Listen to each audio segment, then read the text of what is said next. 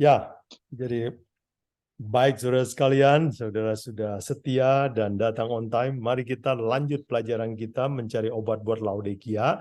Dan sekarang kita akan memperdalam kitab Ibrani ya. Dalam hal ini kita akan belajar Ibrani 5, 6, dan 7 ya. Dan saya beri judul dari Ibrani 5, 6, dan 7 adalah kontroversi tentang Yesus sebagai imam besar. Nah, ingat, kitab Ibrani adalah kitab kepada orang Yahudi. Jadi orang Kristen mula-mula, orang yang sudah jadi anggota Kristen lama, dan orang-orang ini mulai kemasukan ajaran-ajaran yang salah, sehingga Paulus harus menulis surat untuk mengingatkan mereka. Jadi kontroversi tentang Yesus sebagai imam besar, yang mula-mula mereka percaya, tetapi dalam perjalanannya mulai goyang. Kadang-kadang kita waktu pertama percaya kepada Kristus, hati kita, iman kita besar sekali. Tetapi dalam perjalanan kita lihat banyak situasi, banyak orang kasih pengaruh, kita mulai punya pendapat yang lain. Jadi hal yang sama terjadi dengan orang-orang Yahudi mula-mula. Nah, kita akan belajar kasus apa yang terjadi di sana, bagaimana cara Paulus menjelaskannya, dan kita akan belajar ambil aplikasinya buat kita. Jadi outline pelajaran kita hari ini adalah, pertama, Paulus menjelaskan bahwa Yesus memenuhi syarat sebagai imam besar. Dan yang kedua, dia membahas tentang keberatan orang Yahudi. Yang ketiga, dia menjelaskan bahwa ada dua jalur keimamatan, bukan satu seperti yang mereka kira. Dan yang terakhir kita ambil aplikasi, yaitu saya ambil judul, jikalau ayat-ayat Alkitab tabrakan, apa yang harus kita lakukan ya. Baik saudara sekalian, kita mulai dengan penjelasan Paulus, yaitu Yesus memenuhi syarat imam besar. Nah, apa syaratnya jadi imam besar? Paulus bilang, syaratnya imam besar dimulai dengan Ibrani 5 ayat 1 sampai 4 ya. Yang ke-1 katanya, setiap imam besar dipilih dari antara manusia. Jadi imam besar itu adalah mewakili manusia ya. Ditetapkan bagi manusia dalam hubungan mereka dengan Allah.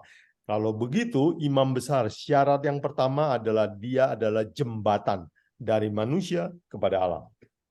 Yang kedua, Paulus bilang ia harus mengerti orang-orang yang jahil, orang jahat, dan orang yang sesat. Iya, jadi imam besar kalau mau jadi wakil harus bisa mengerti kesusahan manusia. Yang ketiga, Paulus bilang dia harus mempersembahkan untuk bayar dosa, korban untuk bayar dosa. Dan yang keempat, orang jadi imam besar nggak boleh diangkat oleh manusia atau mengangkat diri sendiri, tetapi apa? Dipanggil oleh Allah, ditentukan oleh Allah. Nah, keempat syarat inilah syarat imam besar, dan menurut Paulus, Yesus sangat memenuhi syarat. Ke-1, dia pernah datang jadi manusia sehingga dia boleh menghubungkan manusia kepada Allah. Yang kedua, karena dia pernah menderita sebagai manusia, bahkan manusia paling miskin di dunia, dia mengerti kesulitan manusia. Dan karena dia adalah suci, dia pernah mati dan dia keluar dari kuburan, berarti dia telah membayar korban bagi dosa. Dan yang keempat, dia diangkat oleh Allah, bukan mengangkat diri sendiri. Dari mana kita tahu bahwa ini memenuhi syarat? Sebelum Ibrani 5, Paulus di dalam Ibrani 4 bagian terakhir mengatakan, sebab imam besar yang kita punya bukanlah imam besar yang tidak dapat turut merasakan kelemahan kita. Sebaliknya sama dengan kita, ia telah dicobai hanya tidak berbuat dosa. Nah, saudara sekalian, buat saya ini adalah ayat yang sangat menghibur, bahwa kita ini beragama bukan agama teori, tetapi agama yang percaya kepada Tuhan yang telah mengalami semua kesulitan kita. Jadi bila mana saudara berdoa, ingatlah ayat ini. Tuhan kita mengerti situasi kita. Dan Yesus itu bukan karena dia mentang-mentang dari surga, dia mengangkat diri, bukan. Di dalam Ibrani 5 ayat 5 dan 6, Paulus terangkan bahwa Yesus itu diangkat, sudah ditakdirkan, dinubuatkan ya. Ibrani 5 ayat 5 dan 6 dikatakan, anakku engkau telah kuperanakan pada hari ini, sebagaimana firman-Nya dalam nas lain atau dalam Alkitab Perjanjian Lama, engkau adalah imam untuk selama-lamanya menurut peraturan Melkisedek. Jadi telah ditetapkan bahkan sebelum dia lahir. Jadi kalau begitu Yesus diangkat oleh Allah adalah sah dan benar ya. Nah, penjelasan ini mendapatkan keberatan dari orang-orang Yahudi ya, orang-orang Ibrani. Keberatan mereka apa? Dicatat di dalam Ibrani 7 ayat 13 dan 14. Sebab ia, yaitu Yesus, yang dimaksudkan di sini termasuk suku lain. Dan dari suku ini tidak seorang pun yang pernah melayani di mezbah. Sebab telah diketahui semua orang bahwa Tuhan kita berasal dari suku apa? Yehuda. Tahu. Dan mengenai suku itu, Musa tidak pernah mengatakan suatu apapun tentang imam-imam. Imam hanya datang dari suku Lewi, ditentukan oleh Tuhan. Yehuda tidak pernah diangkat jadi imam. Jadi kalau begitu, ada perselisihan, ada perbedaan pendapat. Dua-duanya punya argumen yang bagus. Orang yang percaya bahwa Yesus nggak mungkin disebut imam besar karena ada teorinya, dia bukan Yehuda. Tetapi orang yang percaya bahwa Yesus adalah imam besar juga ada ayatnya. Nah, saudara sekalian, inilah yang menarik. Kalau orang Kristen mau berdebat, dua-duanya biasanya punya ayat ya. Mari kita sekarang lihat bagaimana cara Paulus mendamaikan, menyelesaikan percekcokan ini ya. Di bagian ketiga kita akan belajar Paulus menerangkan bahwa ada dua jalur untuk menjadi imam. Bukan hanya satu jalur. Jadi dua-duanya betul. Jadi ada dua jalur. Jalur pertama adalah jalur sebelum Israel. Itulah disebut jalur Melkisedek atau aturan Melkisedek. Tetapi setelah Yesus memanggil orang Israel untuk menjadi gereja atau umat yang khusus atau inti dari Tuhan, jalur sesudah ada Israel menggunakan jalur suku Lewi. Jadi imam ini adalah menjembatani manusia dengan Allah ya. Jadi ada dua sistem keimamatan melalui jalur Melkisedek dan jalur suku Lewi. Nah, kalau kita lihat bahwa sebelum ada orang Israel, sebelum munculnya suku Israel, bangsa Israel, itu kita dapati ada beberapa catatan di Alkitab bahwa ada imam, sistem imam itu sudah dibentuk. Jadi sebenarnya ajaran Tuhan kita itu tidak pernah terputus. Dari Taman Eden sampai ke Israel, sampai zaman sekarang, sampai akhir zaman. Ya, yang berubah adalah organisasinya, yang berubah adalah orangnya, yang berubah adalah ya agamanya. Tetapi prinsipnya tetap terus diteruskan. Nah, kita lihat misalnya di dalam kejadian 14 ayat 18 dicatat Melkisedek Raja Salem, ia adalah seorang imam Allah yang Maha Tinggi. Oh, ada imam zaman Abraham. Kemudian pada zaman Musa, ya, Keluaran 3 ayat 1, adapun Musa, ia biasa menggembalakan kambing domba Yitro, mertuanya, imam di Midian. Jadi Musa menikah dengan orang bukan sebangsanya, tetapi sama sekepercayaan. Masih seiman juga. Jadi Yitro ini adalah seorang imam juga ya. Dan Yitro inilah yang kasih nasihat kepada Musa waktu di padang gurun, bagaimana cara mengatur pasukan Israel supaya Musa jangan terlalu capek. Jadi Yitro inilah yang memberi nasihat yang baik kepada Musa. Yitro adalah seorang imam. Bagaimana dengan Yusuf ya, setelah orang Israel memenuhi Mesir, Yusuf menikah dengan seorang anak dari Potifera, imam di On. Dia juga adalah seorang imam, ya, orang yang percaya kepada Tuhan. Mereka tidak menyembah berhala. Jadi sudah ada sistem imam, ya, yang mengumpulkan persepuluhan, yang membakar korban domba untuk pengampunan dosa. Jadi sistem imam sudah ada sebelum Israel. Nah, bagaimana dengan sistem imam sesudah Israel? Di dalam Bilangan 3 ayat 12 Tuhan bilang, aku mengambil orang Israel supaya orang Israel menjadi kepunyaanku, supaya menjadi pelayanku. Jadi dari 12 suku, satu suku dipilih oleh Tuhan untuk menjadi khusus pelayan-pelayan di bait suci. Mereka nggak boleh punya tanah, mereka nggak bertani, mereka hanya melayani bait suci. Jadi itulah pilihan Tuhan.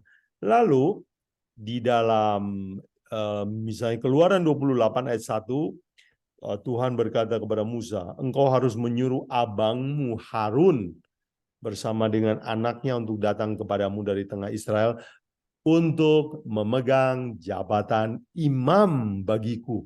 Jadi memang Harun dan keturunannya, Lewi dan keturunannya dikhususkan untuk imam, yaitu tugas melayani bait suci, tugas menjembatani dari manusia, doa-doanya dibawa kepada Allah. Nah, pertanyaannya saudara sekalian, mana yang lebih tinggi, jalur Lewi atau jalur Melkisedek? Orang Yahudi percaya bahwa jalur Lewi. Tetapi Paulus sekarang mau menerangkan bahwa yang lebih tinggi adalah jalur mana? Jalur Melkisedek atau Lewi? Mari kita lihat. Paulus menerangkan bahwa yang lebih tinggi adalah aturan Melkisedek. Kenapa? Karena Abraham, nenek moyang Israel, kasih perpuluhan.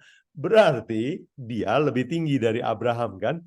Ibrani 7 ayat 1 dan 2, Paulus bilang, sebab Melkisedek adalah Raja Salem, imam Allah yang maha tinggi, dia menyongsong Abraham, ayat kedua.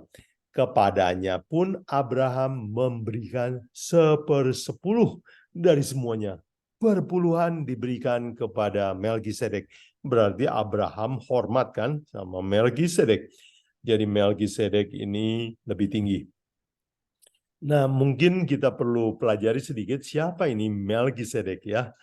Waktu itu ada yang bertanya siapa ini Melkisedek. Nah, kebetulan di dalam Alkitab penjelasannya sangat sedikit dan Paulus juga menerangkan dengan singkat. Tetapi dengan keterangan yang singkat ini, mari kita belajar. Ibrani 7 ayat 1 dikatakan, menurut arti namanya Melkisedek pertama-tama, Raja Kebenaran. Jadi Melkisedek artinya Raja Kebenaran. Dan dia juga adalah Raja Kerajaan Salem. Salem artinya shalom atau damai sejahtera, ya. Jadi Melkisedek punya dua arti. Satu, dia adalah Raja Kebenaran dan dia adalah Raja Damai Sejahtera. Nah, ayat yang menarik yang membingungkan sebagian orang adalah Ibrani 7 ayat 3, di mana Paulus bilang, ia tidak berbapa, ia tidak beribu, ia tidak bersilsilah, harinya tidak berawal, dan hidupnya tidak berkesudahan. Karena ia dijadikan sama dengan anak Allah, ia telah menjadi imam sampai selama-lamanya. Nah, saudara sekalian, ayat 3 inilah yang membingungkan. Apakah Melkisedek ini termasuk malaikat, ilahi, atau manusia biasa?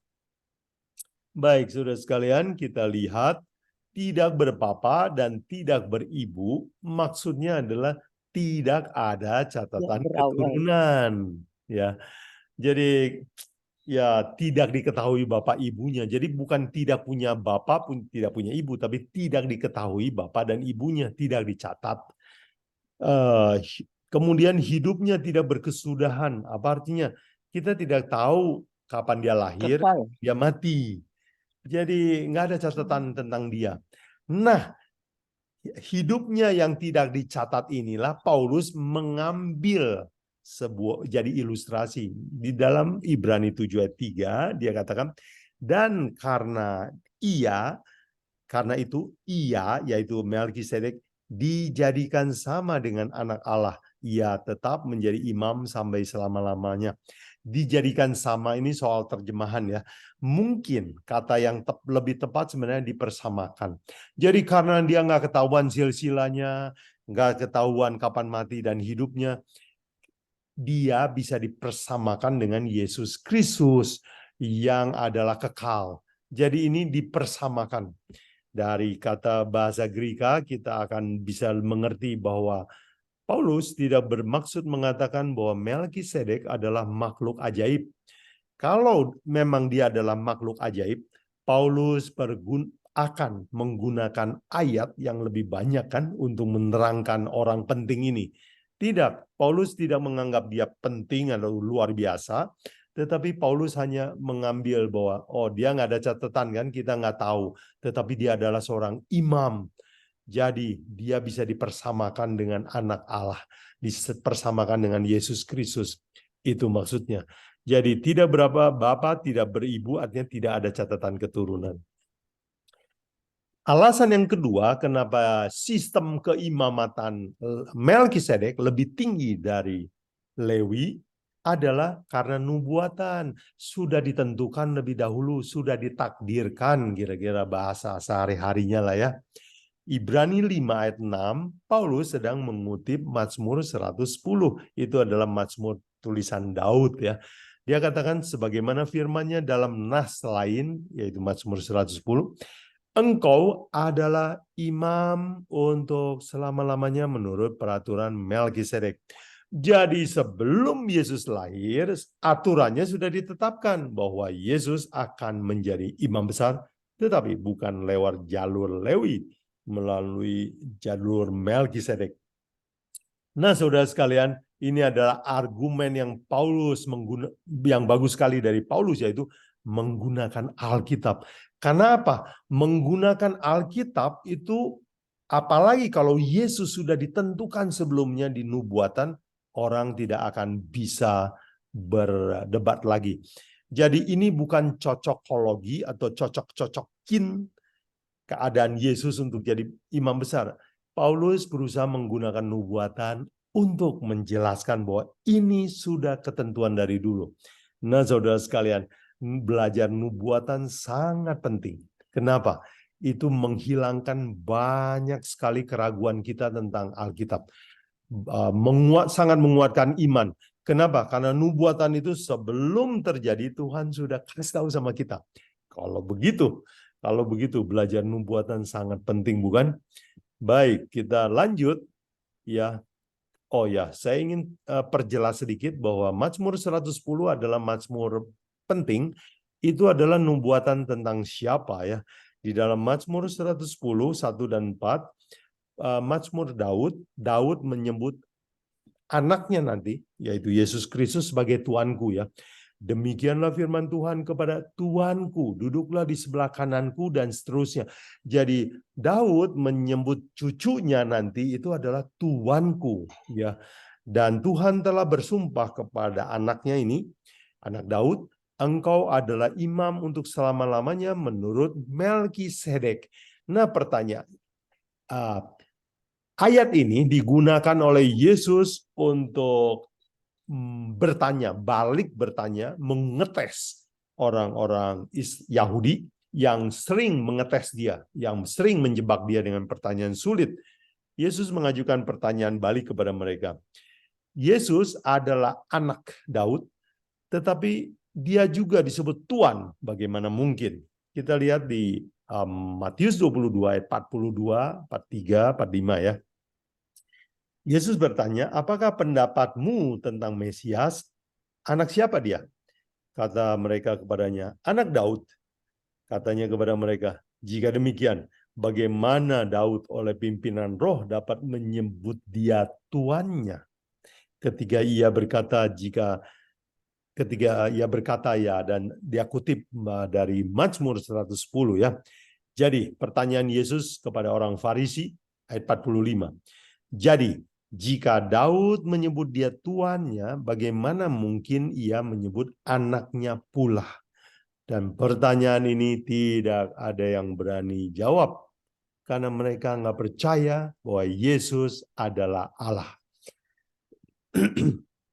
Jadi kita lihat bahwa Yesus lebih tinggi, jalur Melkisedek lebih tinggi dari jalur Lewi, yaitu karena nubuatan. Sekarang alasan yang ketiga bahwa jalur Melkisedek lebih tinggi dari jalur Lewi adalah karena sumpah diangkat.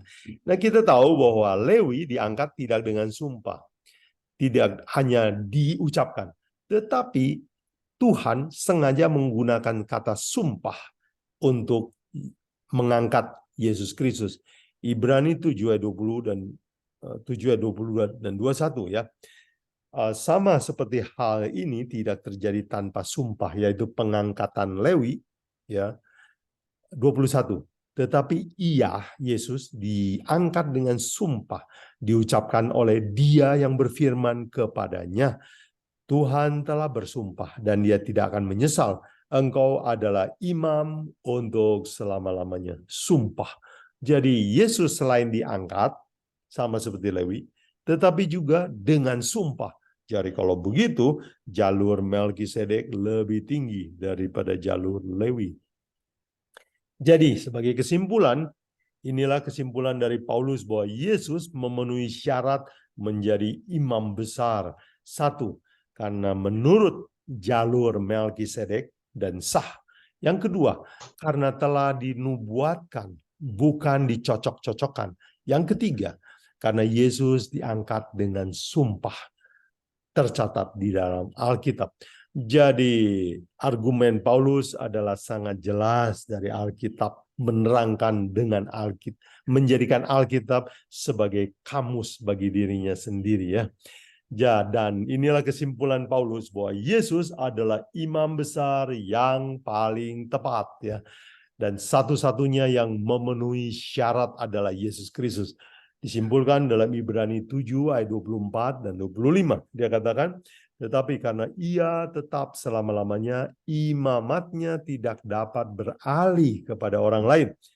Karena itu, ia sanggup menyelamatkan dengan sempurna semua orang yang oleh Dia datang kepada Allah.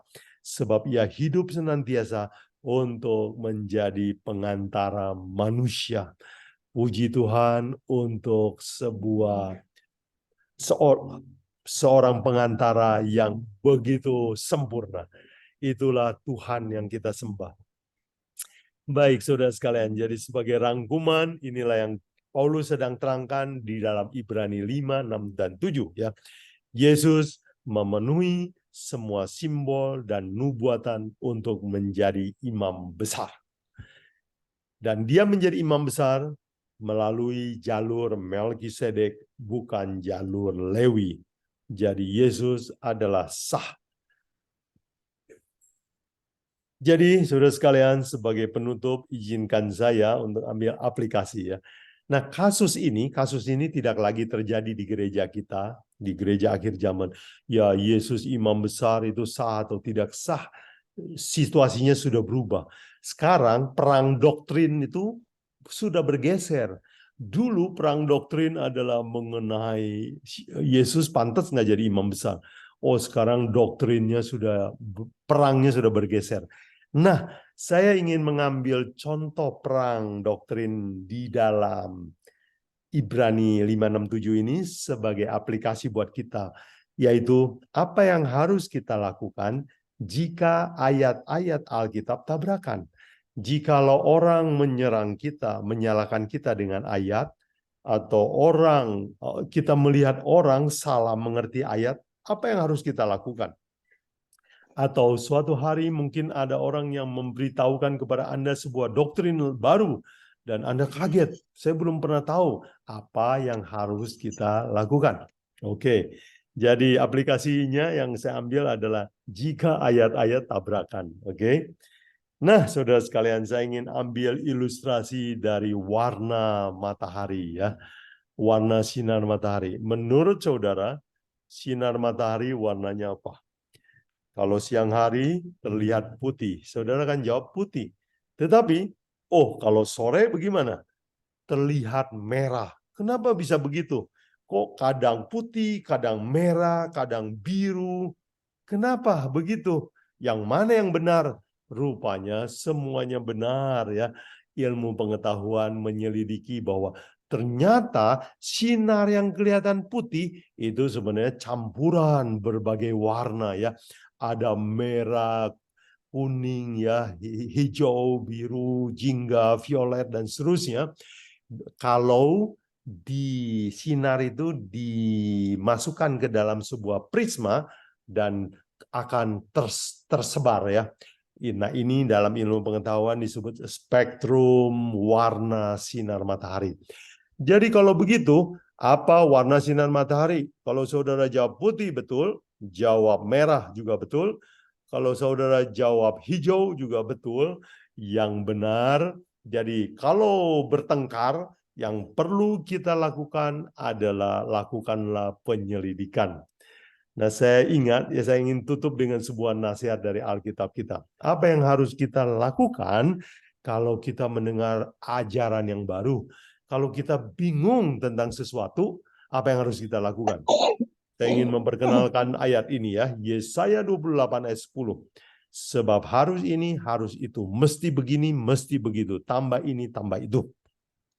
Di dalam bahasa Inggris lebih bagus ya, lebih presisi kata-katanya.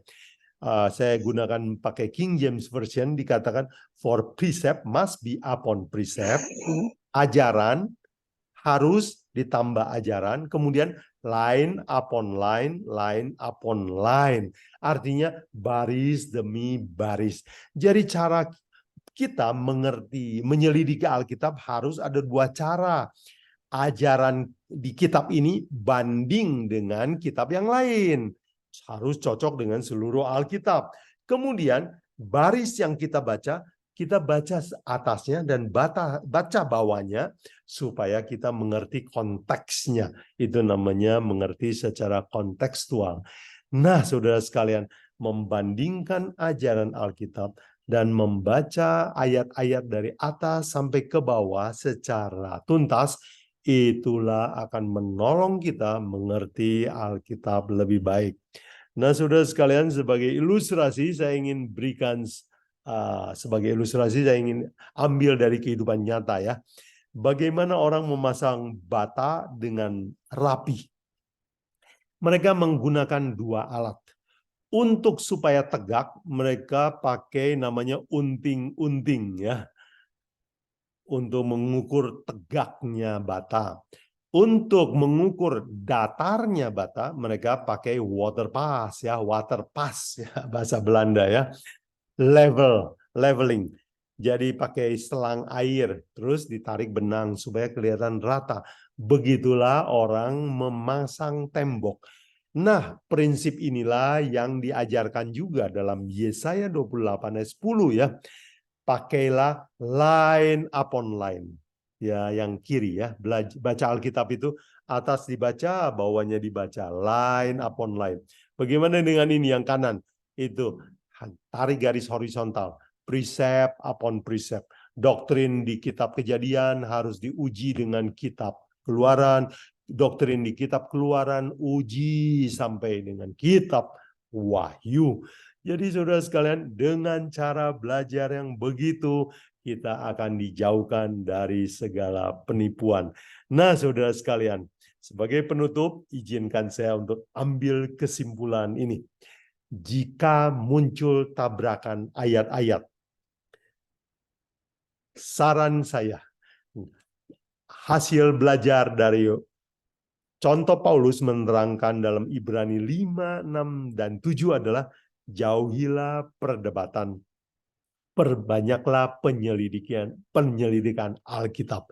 Dengan demikian, kita akan dijauhkan dari segala kesalahan, tipu daya setan, tipu daya doktrin yang akan makin gencar pada akhir zaman ya.